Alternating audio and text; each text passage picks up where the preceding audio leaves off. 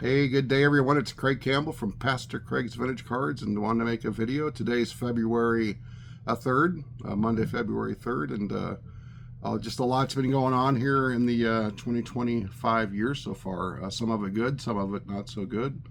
Um, we've had a lot of medical situations we've had to take care of, me and my wife, and still ongoing. A lot of appointments, and the other thing is that I retired on January 8th, and that's good news. I'm really happy to be done working. I had 30 years and 1 month with the railroad, and so now I can say, I guess, literally that I'm on a fixed income. And so there's just a lot of changes for us going forward, and we've also moved too. And so moving is never easy, but the older you get, the more difficult it becomes. It really took a lot out of me during the month of January, having to get rid of things and box things up, and just doing the labor of moving is not as easy as it used to be, that's for sure. And so I'm really happy to have that behind us. You can see the gray walls behind me. I'm still trying to build a little bit of a card room here in our basement, and looking forward to getting the walls painted because I don't really care for the gray background.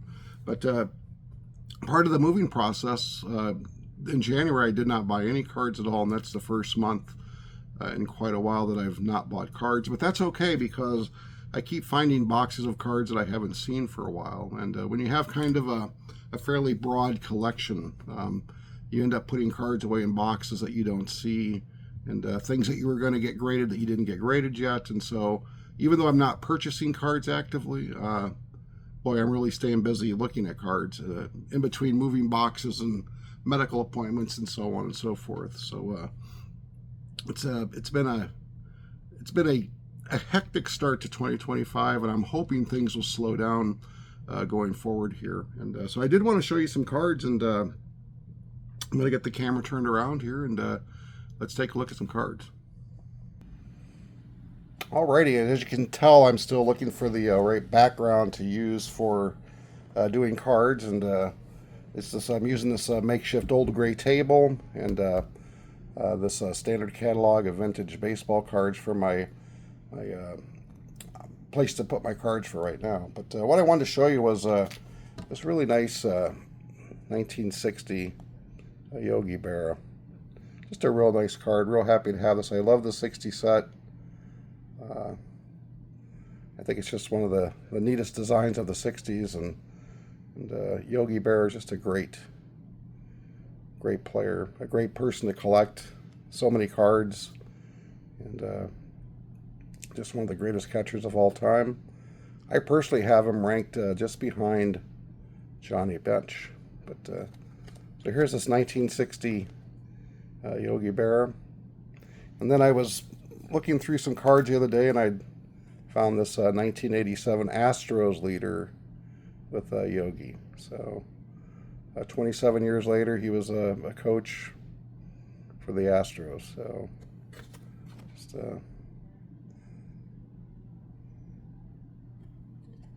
found that, and I figured I'd put that with my Yogi cards. And I keep coming across a bunch of 1971 cards. I need to get some of these graded. I know they won't grade really high. You know, this one's fairly off-centered, but a nice Raleigh Fingers with the Oakland A's. 71 set. We all know how hard that is to find them with the borders in really, really good shape. Here's a nice Phil Necro. Looks pretty good. Tony Oliva, a great Twins player. And then this is one of the favorite cards for so many people, the Thurman Munson 71 card. Second year card, but with the Topps All-Pro, All-Star Rookie Trophy, and just the picture with the cloud of dust, the action at home plate. It's just you know, one of the true great cards of really all time. So just happy to have this Thurman Munson card. And another 71 card that I found, this nice Willie McCovey. And I will be talking a little bit more about Willie McCovey coming up. And here's a card that I found in a box I had really totally forgot about. A nice 1967 Bob Uecker card. Of course, Uecker just recently passed away, and for me, growing up as a Milwaukee Brewer fan, Bob Uecker and Merle Harmon were the broadcast team for the Milwaukee Brewers. So all through the 70s, 73, 74 on up until I graduated high school in 1981. Listened a lot to the Brewer games with Bob Uecker and Merle Harmon, and of course Robin Yount, Paul Malter, Gorman Thomas, the great Harvey's Wallbanger teams and of the late 70s, early 80s. But yeah, Bob Uecker, just a great personality, will certainly be missed. And many of you know that I really like the league leader cards, and here's a couple from the 1969 with 3 Hall of Famers: Marichal Gibson, Fergie Jenkins. Just a really nice card. I love the league leader cards. I think it's they're a neat way to collect Hall of Famers because you get a lot of bang for your buck in a way. But you can see of course the 69s, they were notorious for being off-centered, but just a really nice card. So happy to have that one. And here is another, the 68 home run leaders: Willie McCovey, Ernie Banks, and the newly minted Hall of Famer Richie Allen. And again, 3 Hall of Famers. Just a beautiful card. Love the Ernie Banks smile. And look at the names on the back there: McCovey, Allen, Banks, Billy Williams, Hank Aaron, Santa, Wynn, Stargell. Boy, the list goes on. And I really like the fact they have the Grand Slam homers with Allen, 2, Banks, Bobby Bonds. Just a really cool card. So always love the league leader cards. They're one of my favorites. And here's another RBI leader with 3 Hall of Famers: Willie McCovey, Ron Santo, and Billy Williams. So again, just a cool card. And I like the fact that that Topps had a different picture for McCovey on this card. And so often they would use the same picture year after year after year, but at least they did that right with McCovey. And I'm going to show you some basketball cards here. This is a really cool card, the Kobe Bryant Season's Best. And pretty cool card. And here's a record numbers of Kobe Bryant, also a Topps card. To be honest, I don't even know what year these are. Looks like probably a 99, because it's talking about the 97, 98. So probably a 98, 99 card on that. Looks like this would probably be a 99, 2000 card of Kobe Bryant. And then this is one that's really cool here. This is a Fleer Ultra gold medallion. Really neat card. I saw that one of these in a PSA 10 sold for a lot of money. So I should get this sent off and get it graded. But just a really cool card, the gold medallion. And, hard to really tell what the surface is like because this holder's fairly old. And it's got some scratches, but yeah, I'm going to probably get this sent off and we'll see what we get out of it. From the Fleer Ultra year of 90, boy, it's hard to see right there, 94, 95 maybe. So going to get that sent off, and then there's a couple other cards I hadn't looked at in a long time. These are Bowman's Best, Barry Larkin. Just kind of a cool card.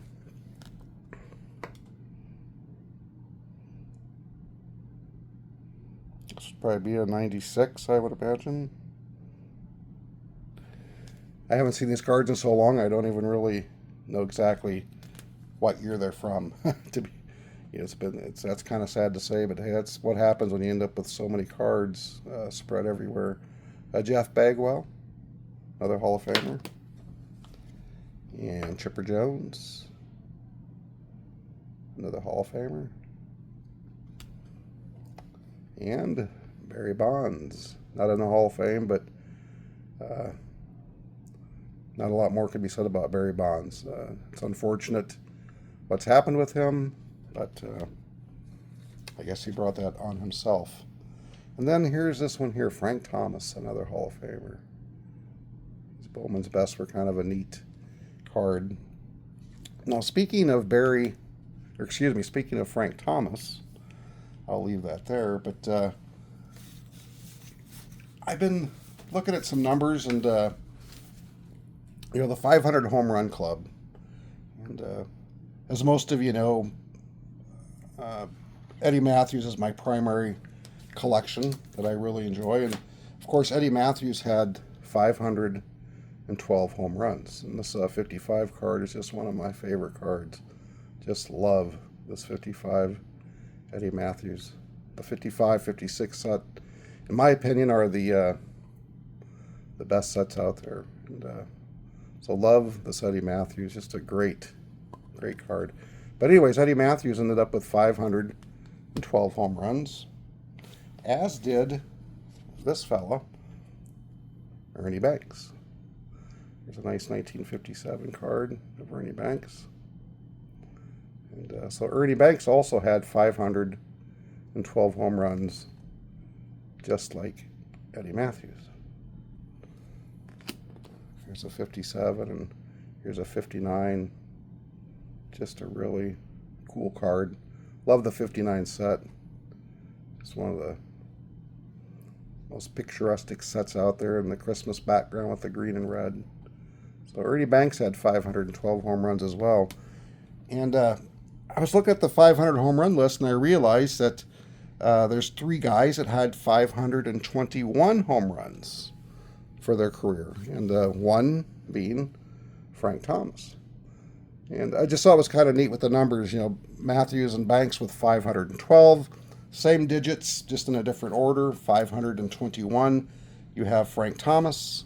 You have the great Ted Williams. And I got this card at the National for a really nice price. Everyday collector Jason was with me. He influenced me to get this card, and I am so happy that he did.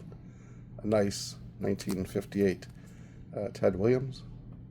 So Ted Williams also had 521 home runs, as well as this guy here, Willie McCovey. And me being kind of a numbers guy, I just think it's really interesting with Frank Thomas with 521, McCovey with 521, Ted Williams with 521, and then you got Ernie Banks and Eddie Matthews both with 512 home runs. So I'm going to probably, I've got quite a few of the Ernie Banks cards, and I may try to put together a little run of Banks. And it'll be kind of a challenging set because you got to go from 54 all the way to, I believe, 71 on the Banks run. And it's a lot of cards, but I kind of do like the cards that run from those eras all through the 50s, the majority of the 50s, the 60s, and then into the very early 70s. And they're kind of fun to collect, of course. There's a lot to collect, but you get such a broad breadth of cards to take a look at. And so I'm looking forward to doing that. And then one of the other things I'm thinking about doing is doing a little series on some different Hall of Fame players, such as Stan Musial, and kind of looking at some people that are connected to Stan Musial in a very unique way, in a way that we normally wouldn't think of. And so I'm thinking about doing a little video series on Hall of Fame players like Stan Musial and some of the connections that they have, and Hank Aaron, Al Kaline, some of the big names, and just look at some of the really neat connections that they have with other players and other personalities. And here's a nice 61 Stan Musial. Just a real nice card. And this here's kind of one of my favorite Musials. Love the baseball thrill set. This 3,000 hit. And here's kind of a real nice 62. And a nice grade. They're hard to find like that with that wood border. pretty well centered. Just a really, really great card, Stan Musial. And got this from Brian Roth, B. Roth, and just a real cool card. Happy to have that card in the collection. But anyways, I just wanted to shoot a video and kind of let you know what's going on with my life. I've been pretty quiet here the last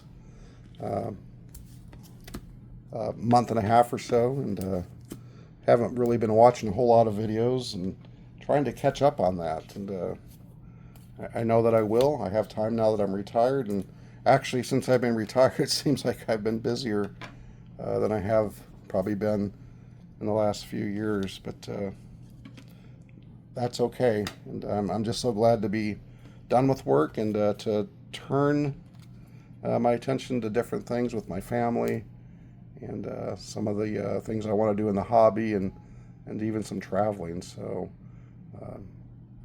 just looking forward to getting back on the horse here with the cards and YouTube and just sharing some things that come to mind.